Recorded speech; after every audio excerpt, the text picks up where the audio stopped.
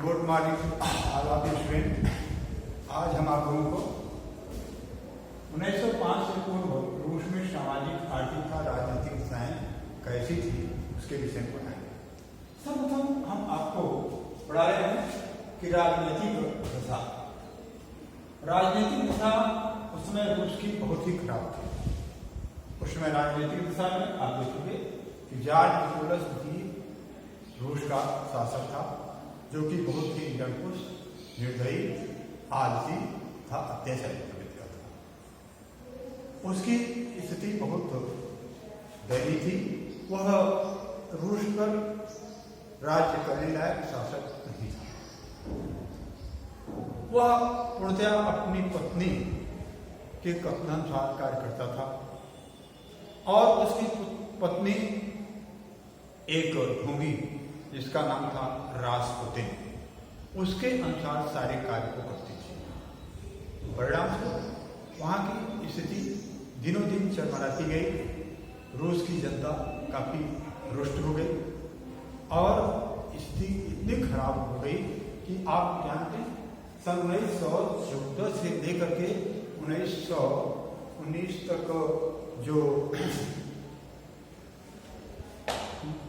First world war हुआ था, उसमें भी इसी शासक के कारण हुआ था। इस शासक ने अपने देश की जनता को, अपने देश के सैनिकों को फर्स्ट वर्ल्ड वार में धकेल दिया था। परिणाम स्वरूप 70 लाख से अधिक सैनिक मारे गए थे। यहाँ तक उसने किया कि वहाँ के नागरिकों जो वयस्क हो जाते थे उनको सेना में जबरदस्ती भर्ती करवाता था, उनके काम काज बंद करवा देता था। लोग बेहद परेशान रहते थे। तो रूस की जनता काफी त्रस्त थी ड्यू टू जार निकोलस। और आप पाएंगे कि विभिन्न वर्ग रूस में उस समय कई वर्ग थे लोग। रूस की जनता ने उस समय क्रांति के लिए कई प्रकार की पार्टियां बनाई थी। एक आप देखेंगे उदारवादी पार्टी, रेडिकल पार्टी, रूढ़िवादी पार्टी। उदारवादी पार्टी ऐसी पार्टी है जो कि वंश परंपरा के आधार पर जो शासन व्यवस्था चलती है उसके विरुद्ध थी। आप फ्रांसीसी क्रांति पढ़े हैं। फ्रांसीसी क्रांति में आप ध्यान दिया होगा कि प्रथम स्टेट, द्वितीय स्टेट और तृतीय स्टेट में पूरा फ्रांस बटा था। तो प्रथम स्टेट के लोग जिनको सारे अधिकार दिए जाते थे, सारी सरकारी सुविधाएं दी जाती थी, कोई कर नहीं देना पड़ता था, तो वे लोग वंश परंपरा आधारित शासन चाहते थे। तो यही प्रथम स्टेट के लोग ही जाकर के रूढ़िवादी बने और द्वितीय स्टेट के लोग भी उसी में थे, क्योंकि द्वितीय स्टेट में आपके आते हैं ये जमींदार वर्ग, तो पादरी वर्ग, जमींदार वर्ग, प्रथम स्टेट, द्वितीय स्टेट। इस स्टेट के लोग उदारवादी बन गए और ये इसलिए चाहते थे क्योंकि उदारवादी, ये रूढ़िवादी ये चाहते थे कि रूढ़िवादी वंश परंपरा अधिक प्रशासन करेंगे तो उनको सारी सुविधाएं मिलेंगी। और जो तृतीय स्टेट था वही उदारवादी हो गया, तृतीय स्टेट के लोग, क्योंकि तृतीय स्टेट के लोगों को कर देना पड़ता था, कोई सुविधाएं उन्हें नहीं मिलती थी। ये लोग श्रमिक होते थे, व्यापारी होते थे।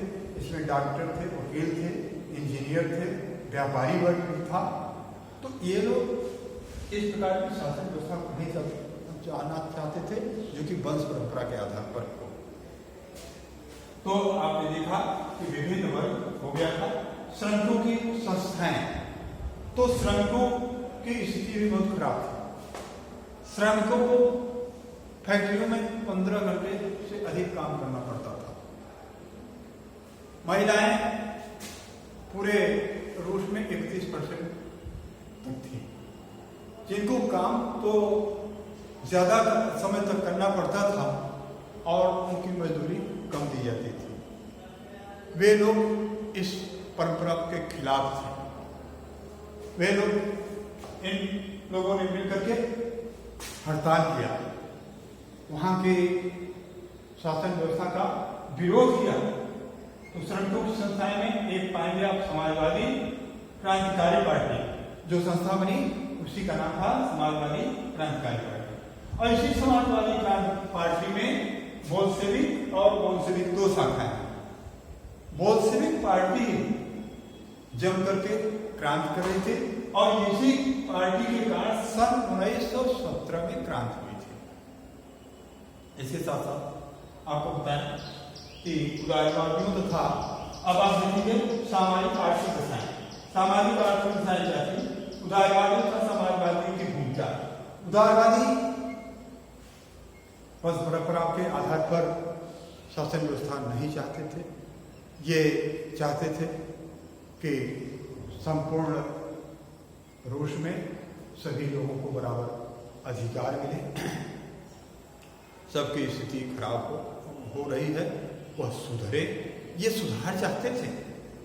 इसमें पढ़े लिखे वर्ग थे, डॉक्टर थे, इंजीनियर थे, बहुत लोग थे इसमें। और आप देखेंगे इनकी भूमिका इस क्रांति में बहुत ज्यादा थी, क्योंकि ये पढ़ा लिखा हुआ न था, रूस की स्थिति को सुधारना चाहता था। रूस की स्थिति उस समय बहुत ही निरंकुश हो चुकी थी। ऐसी स्थिति को सुधारने के लिए कई बार क्रांतियां हुई। इसके बाद आप देखेंगे श्रमिकों का हड़ताल में काफी संघर्ष हुआ। फिर देखेंगे एक बोला जाता है कि खूनी रविवार। खूनी रविवार क्यों कहा जाता है? आपसे बताएं कि बोल्शेविक पार्टी सन 1917 में क्रांति की। अच्छा, रविवार के दिन जो क्रांति हुई थी, इस क्रांति में 100 से अधिक मजदूर मारे गए, 300 लोग घायल हुए। इसमें डॉक्टर, इंजीनियर, अध्यापक आदि लोग थे। तो इस प्रकार से देखते हैं कि 1905 से तो सामाजिक, आर्थिक तथा राजनीतिक दशाएं रूस की सही नहीं थी। छात्र इसे ध्यान से पढ़ेंगे। आज के लिए बस इतना।